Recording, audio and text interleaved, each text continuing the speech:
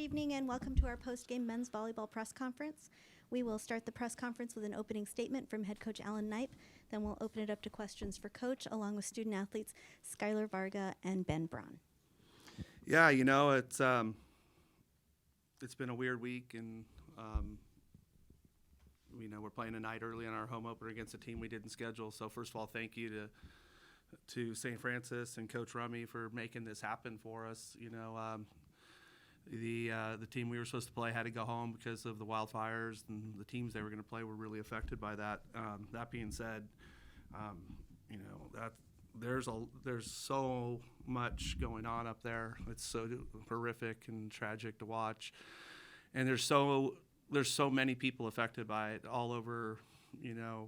Whether it be just people that have lived up there or the entertainment industry or longtime residents, but there's a lot of volleyball people that are affected by this that we're hearing about also. So, it's thank goodness none of the Long Beach State players are affected by that, but the volleyball families definitely, and our hearts go out to all those people. This is tragic, and we were hoping we would never see something like this. So I just want to make sure everyone knows that. I don't care what color jersey they're wearing. It's tragic, and our hearts are with them. That being said, that's why we're playing the match like we are. Thanks to the Long Beach State administration, they were great for making this happen on the flipping the night, flipping all the people who are supposed to be working. We actually hosted this afternoon. UCLA also played St. Francis in the gold mine because they couldn't play at Poly.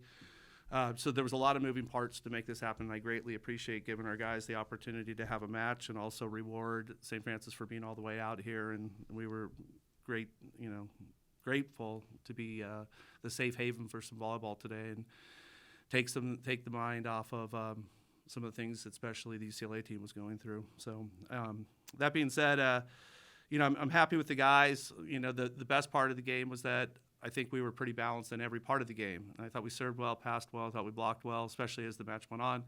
Offensively, we were good all night. We were balanced all night, and probably the most impressive part is we never let up all night. We stayed pretty consistent.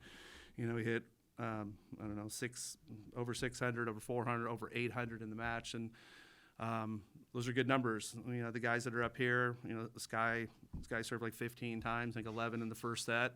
Did a great job behind the end line, passed the ball really, really well. Was great offensively.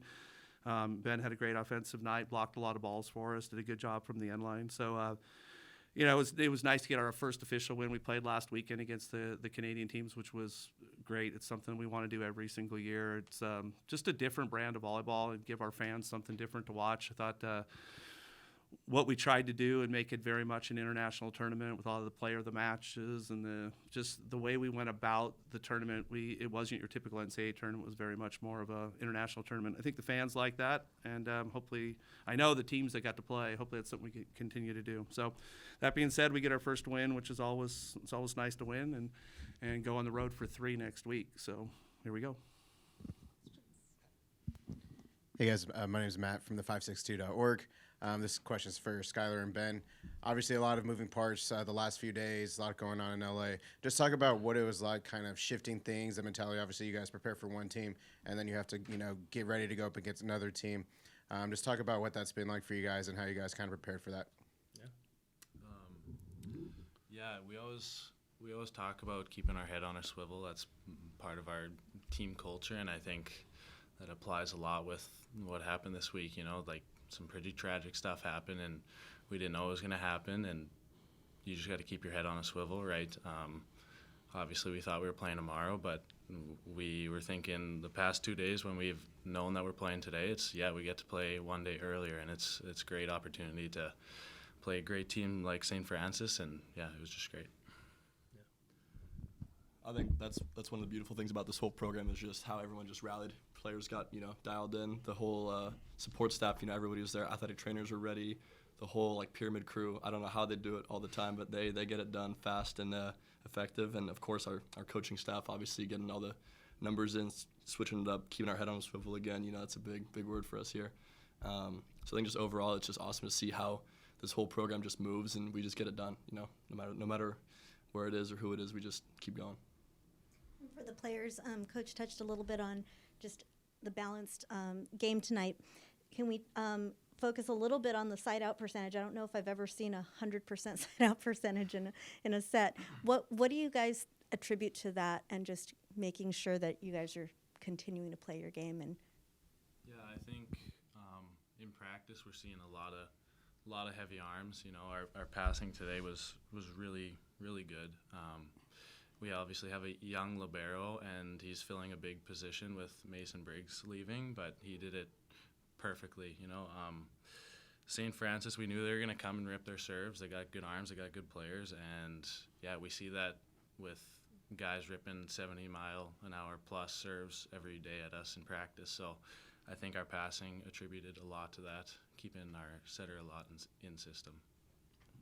Yeah, I think it's definitely a big shout out to the passers, especially being a middle. I don't really get any of that part of it. I'm just watching it happen. So kind of seeing these perfect passes coming in makes everyone's job a lot easier. And obviously it all kind of all starts from the pass and the prep before it. So everyone that's behind me all the time, I got full faith that they're going to get that ball nice and high for money to go get it, or whoever's in for us at that time. So just love my boys behind me. So, first game of the year. You guys, were in the championship last year. You guys lose a lot of, talented players, but you also add Moni.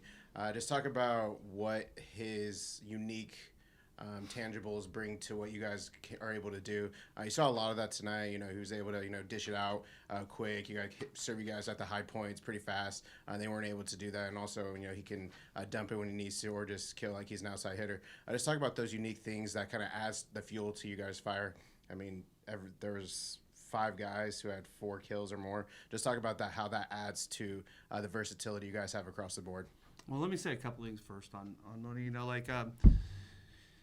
It's I think it's the optics of watching him play the first couple of times you watch him is unique, right? Because on most any team you see that body, that physicality, he'd be the opposite, or maybe a middle, or no one, and just crushing balls. But so